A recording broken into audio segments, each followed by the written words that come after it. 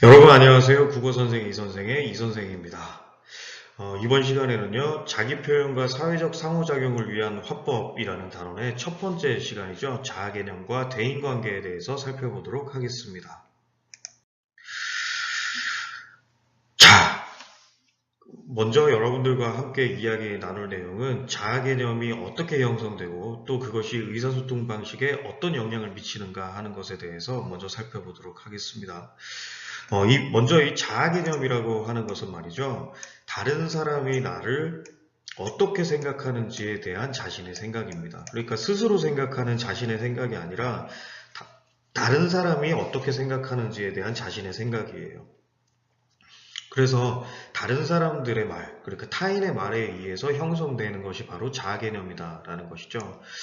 이 다른 사람의 말, 타인의 말은 대체로 주변에 있는 그런 가까운 인간관계에서 그 인간관계인 뭐 부모님이라든가 선생님이라든가 친구들과의 의사소통에서 이제 형성되는 경우들이 많죠.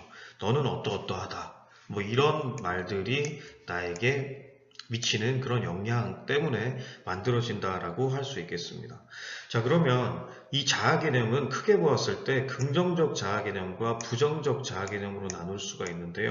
뭐 당연한 이야기겠지만 부정적 자아 개념보다는 긍정적인 자아 개념을 가지고 있는 경우가 훨씬 뭐 좋은 경우다라고 할 수 있겠죠.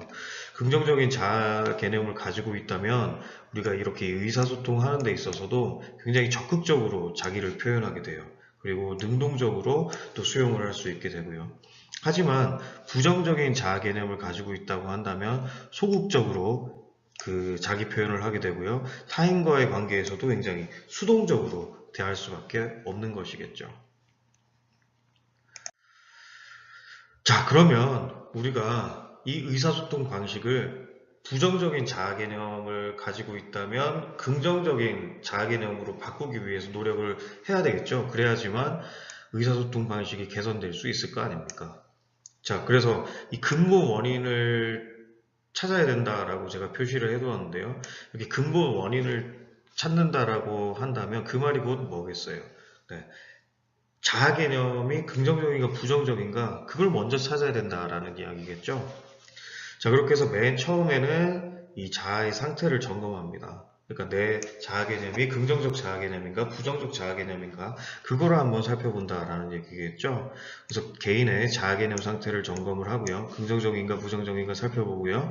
그로 인해 유발되는 의사소통 방식의 문제의 근본 원인을 찾아야 된다라는 거죠. 즉 다시 말해서 뭐 여러 차례 강조 말씀드리고 있습니다만 부정적 자아 개념을 가지고 있다면 긍정적 자아 개념으로 바꿔야 된다라는 겁니다. 자, 그렇게 하고 나면 그것이 의사소통 방식에 영향을 미치겠죠. 그래서 언어의 형식적 차원의 개선도 가능해진다라는 겁니다. 자, 그러면 우리 교과서를 살펴보면서 좀 더 자세히 이야기 나눠보도록 하죠.